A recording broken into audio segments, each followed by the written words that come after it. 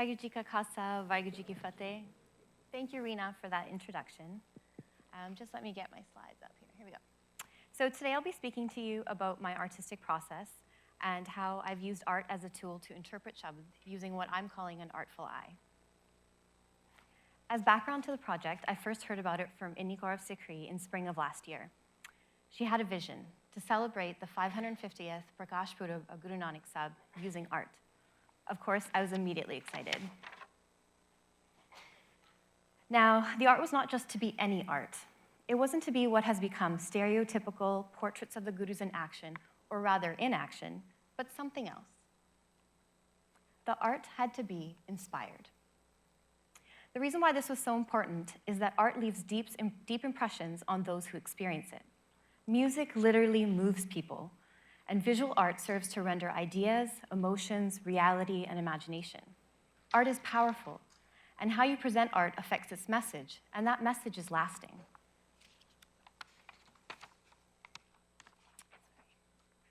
Take, for example, the popular Soba Singh portraits of the Gurus. How many of us have grown up seeing his work in our homes and communities? I always looked at the portraits of Guru Nanak Sahib and thought he was portrayed as a peaceful saint, saving the world through supernatural halos. Of course, even as a child, I knew this not to be true. I grew up thinking of Guru Nanak Sahib as a revolutionary. And that's one of the reasons why this project was so important to me. So to get started, the guiding instruction for us was to familiarize ourselves with an article written by Professor Budin Singh entitled Notes on Art and Personality. If any of you have read Budin Singh, you may be familiar with his elevated and dense speech, packed full of information and very certain opinions. And if any of you have enjoyed reading Budin Singh, you may have come to realize a richness that breathes life into ideas and imparts wisdom and gives insight into his mind and philosophy. When I had read the letter and after I understood it, I felt like a better primer for the project could not have been found. I then outlined my vision. I wanted to create art that was reimagined, inventive, metaphorical, inspired and inspirational from Sabad, and yet not a mere depiction of Sabad, digestible and yet elevating of thought and spirit. I mean, this is not a complete list, and it was already a tall order indeed. So with this in mindset, I set about searching for inspiration. When I describe the process, it'll probably sound like an intellectual journey. And maybe that's because I'm summarizing it for you in an effort to give you a glimpse of the process. However, I want you to see it as I do, as an exploration of the flame of inspiration, as Budin Singh called it. So I began the process by going through Shabds written by Guru Nanak Sahib as indexed online and trying to get a feel for the subject matter at hand, while also hoping to find a few sparks that spoke to me and called out for an obvious and necessary visual representation. Creating art for me feels necessary, and experiencing Shabd has always been a very important part of my life. Bringing these two components together felt essential, but I wanted to do it right, and right in terms of how it felt. So I read each Shabd, and a few ideas began emerging. Most Shabds are written in Rag and communicated through music, and the inspiration in turn was a melody. What was also interesting was what I noticed in terms of the content. As I mentioned before, I know that there was a disconnect between the portrait renderings that I had seen and the message and life of Guru Nanak Sahib. I wasn't prepared, however, for what I found. So not to minimalize the scope of Guru Nanak Sahib's Shabds in any way or to suggest that my discoveries are all-encompassing, but I noticed a few thematic trends in the passages. The first one was commentaries and observations on the human or universal condition, and the second were descriptions of those in love. Guru Nanak Sahib's focus on explanation seemed to contrast to the commonly heard devotional shabds that I was used to hearing. While praising the divine, these shabds dive into the concept of oneness. This makes historical sense to me because since Guru Nanak Sahib's philosophy of Ik Onkar would have been new and a contrast to existing ideas at the time. The idea of equality amongst contrasts may have been revolutionary, but the shabds are succinct and effective with clean metaphors. The fish is the same as the fisherman. This is clear. It seemed to me upon reading the style in which these shabds were written, that Guru Nanak Sahib was less the fuzzy and warm grandfather figure and more the wake-up people and energetic doer. The second theme of those in love was very interesting to me in particular. I saw it as an introduction to the dyed ones. The concept of love as a color to an artist is fascinating.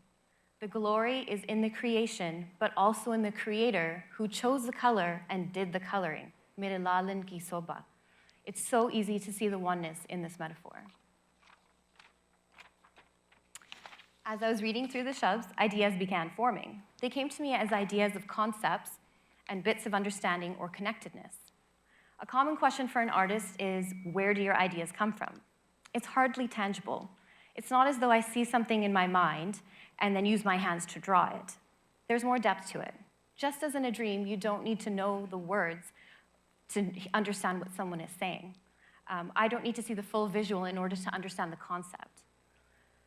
For standard tasks, there is a finite path to solving problems, a logical sequence that results in the answer in a predictable amount of time.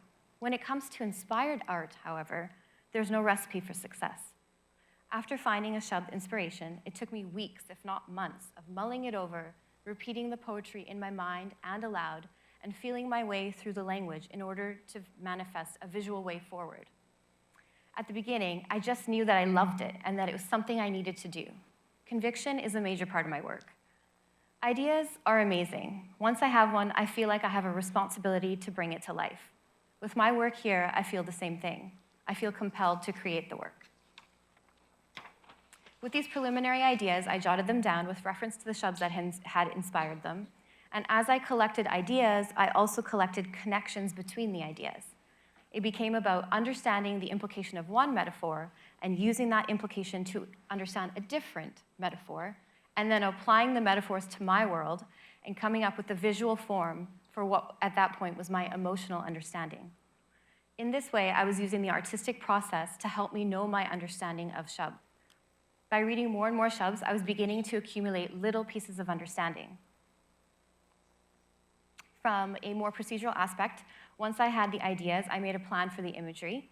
I asked Surinder Singh from Sikri if I could go through his presentation slides about symbolism in the Guru Granth Sahib so that I could use relevant visual language in my work. It was really valuable for me to be able to understand the various symbols, animals, and plants in order to use living things to represent life. I then planned out details such as medium, composition, and style. Because art is such a tangible and real thing, all aspects of its form, assist in communicating the vision, using humble wooden plywood, rich or muted colors, lines, texture, size. These all become part of the message. They are important as influencers of what your mind sees from your eyes. I'll leave you with what I feel summarizes my process for this project as it occurred to me while actually putting this presentation together. And as we are celebrating Guru Nanak Sahib, I humbly submit to you that this line from Japji Sahib summarizes my use of the artful eye much better than I can articulate. Sunya mania, man ki ta pao, antargat, tirat mal now. Vaheguru ji ka khalsa, Vaheguru ji ki fateh.